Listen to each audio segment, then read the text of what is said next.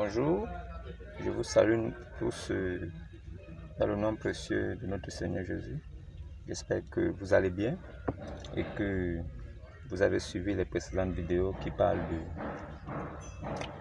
des origines de l'islam, parce que ce sont des informations qui sont certifiées à 100%, qui se trouvent dans des livres comme Saïd Aboukari, dans les hadiths, parce que c'est dans ces livres-là que sont détaillés la vie du prophète, le début de son ministère prophétique, la vie qu'il a menée et comment est-ce qu'il est mort. Je vous envoie à regarder ces livres, vous verrez que ce que je vous ai dit est vrai. Maintenant, parlant de la foi, je parle de la foi islamique et je parlerai aussi de la foi chrétienne. Parce que la foi chrétienne, elle n'est pas compliquée. Parce que les gens aiment les choses qui sont compliquées. Et je parle des chrétiens parce que c'est en Antioche pour la première fois que les disciples de notre Seigneur Jésus ont été appelés chrétiens. Mais chrétien n'est pas forcément une identité ou bien une, comment je pourrais dire,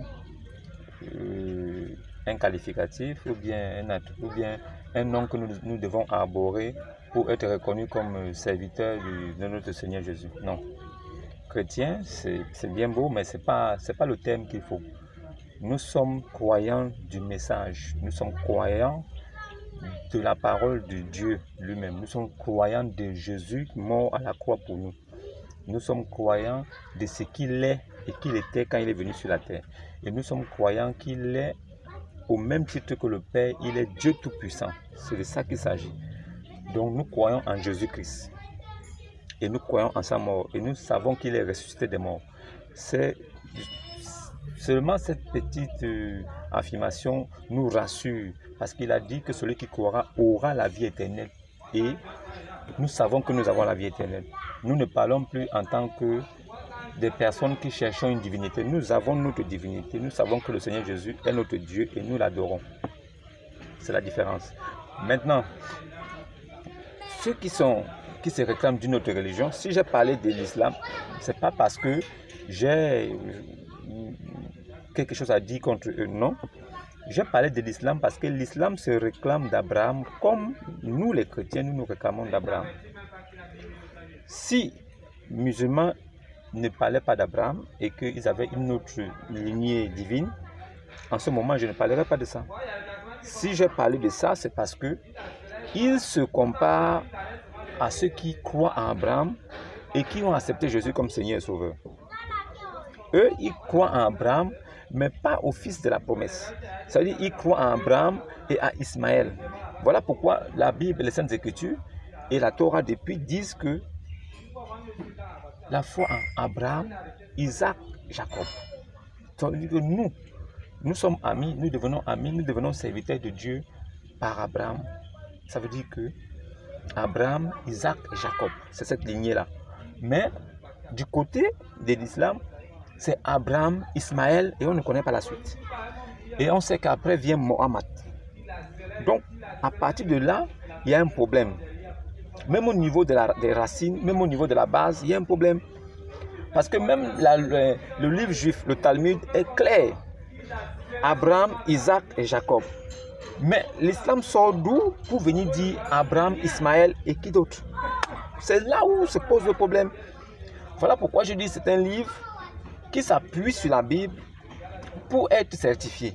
La Bible ne s'appuie sur rien. Parce que la Bible, comme disent certains musulmans, la Bible, c'est... Montre-nous un seul passage là où écrit le nom Bible. Non. Bible, c'est un mot. C'est un mot, je pense, c'est un mot grec ou romain qui signifie Biblia. Biblia, c'est une bibliothèque. En fait, c'est un ensemble de beaucoup de livres. C'est ça qui représente la Bible. Et Dieu dit dans sa parole qu'il regroupera tous ces livres et aucun d'eux ne fera défaut. Ça veut dire quoi?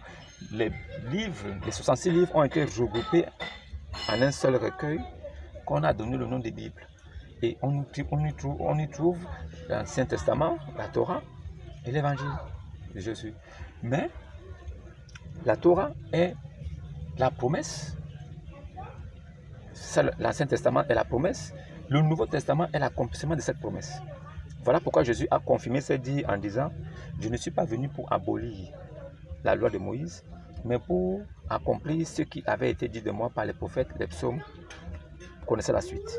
Ça veut dire que Jésus lui-même, il venait pour confirmer ce qui est déjà dit depuis. Ça veut dire que l'évangile continuait. Ça veut dire que la première partie de l'évangile était à la Torah, là où il y avait des prophètes, des sacrificateurs qui venaient montrer le chemin. Et ils étaient tous couverts dans la première alliance. Ça veut dire que dans le péché d'Adam, dans la pomme. Est-ce que vous comprenez? Ça veut dire que la première alliance qui était la loi, cette loi-là qui ne pouvait sauver personne, parce que personne ne s'est trouvé pur sur la terre. Pendant tout le temps de la Torah et que la loi régnait, il n'y a pas quelqu'un qui était pur. La loi n'a réussi à sauver personne.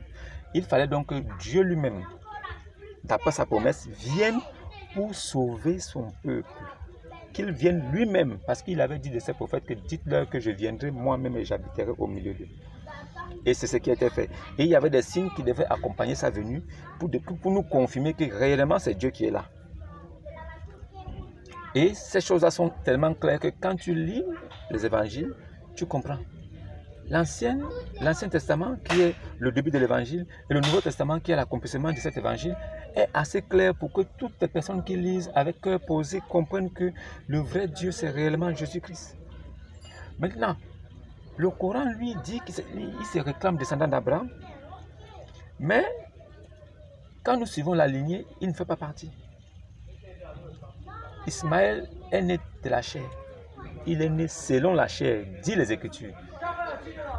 Mais Isaac naquit selon l'esprit, selon la promesse de la parole.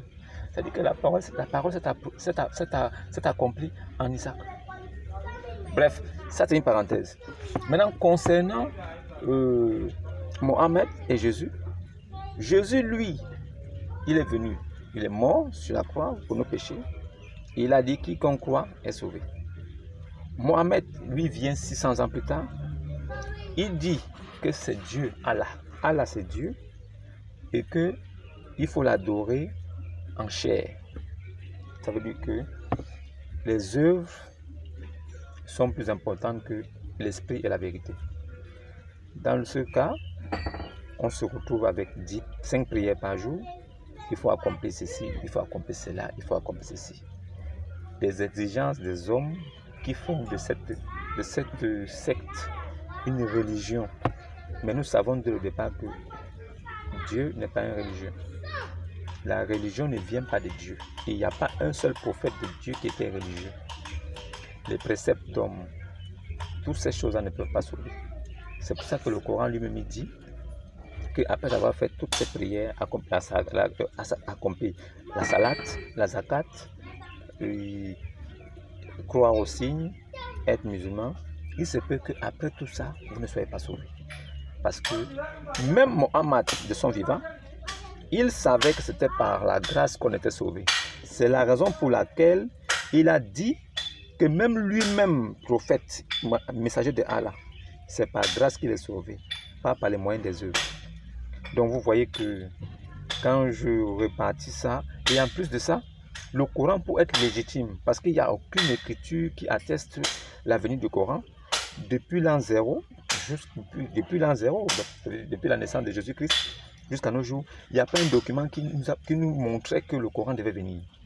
Mais la Bible, quand vous lisez la Bible, quand vous lisez l'Ancien Testament, la Torah, quand vous lisez le Nouveau Testament, l'Évangile, vous voyez que toutes les choses qui étaient promises se sont accomplies au Nouveau Testament, à la Nouvelle Alliance. Vous voyez que c'est assez clair pour que personne ne puisse se perdre. Le Coran sort de nulle part. Il est dit qu'il est descendu du ciel par Allah. Mais quand vous lisez bien le Coran, vous comprenez que le Coran n'est jamais descendu du ciel. Ce sont les inspirations d'un homme. Le Coran lui-même dit que c'est les inspirations d'un homme qui a reçu une révélation dans la grotte à Hira. Il n'a jamais vu Dieu. Tous les prophètes de Dieu l'ont vu, ont parlé avec Dieu. Moïse a parlé avec Dieu.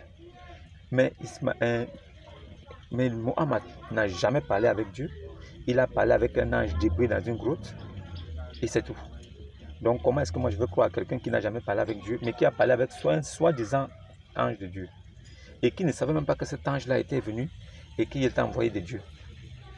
Voilà pourquoi j'ai parlé de l'islam.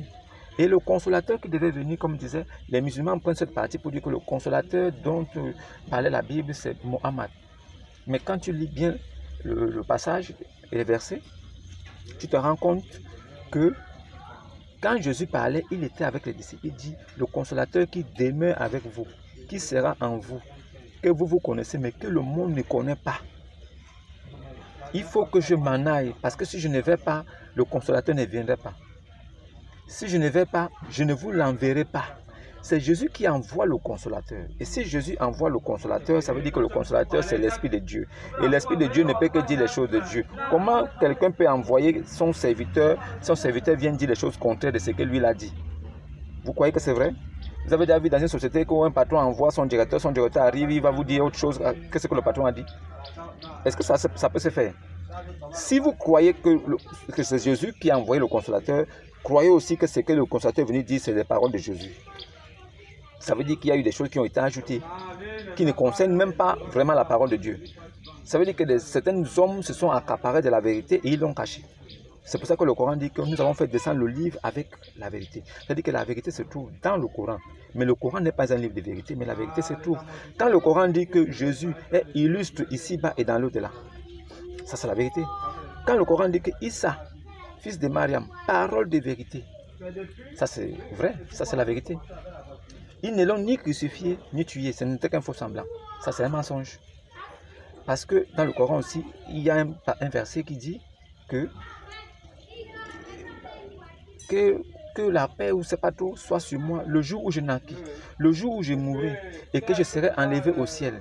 Ça veut dire que Jésus est venu sur la terre, il est mort, d'accord, Jésus n'est pas Dieu, selon les musulmans. Mais Dieu l'a quand même élevé au ciel. Mohammed est venu de la part de Dieu, d'accord. Ça veut dire que Mohammed est le plus grand prophète, d'après vous. Ok. Mais pourquoi Dieu ne l'a pas enlevé au ciel? Et pourquoi le Coran dit que c'est Jésus qui reviendra pour juger les morts et les vivants? La Bible dit que Jésus reviendra, c'est notre livre de foi. Nous croyons à la Bible et nous avons mis foi. D'accord. Mais nous croyons à la Bible. Et la Bible nous rassure que oui, c'est Jésus qui reviendra. Vous, musulmans, vous croyez au Coran. Pourquoi le Coran ne vous rassure pas que c'est Mohammed qui reviendra? Pourquoi c'est Jésus qui reviendra dans le Coran? Musulmans, allez lire Muslim 155, vous allez comprendre. C'est Issa, fils de Mariam, qui reviendra juger les morts le jour dernier. C'est lui. Pourquoi il reviendra? Pourquoi aussi Allah dit que le jour de la résurrection, Allah lui-même il placera tous ceux qui ont cru en Jésus au-dessus de tous ceux qui ont mécru? Pourquoi? Shalom et bonne journée. Ne ratez pas la suite de la vidéo.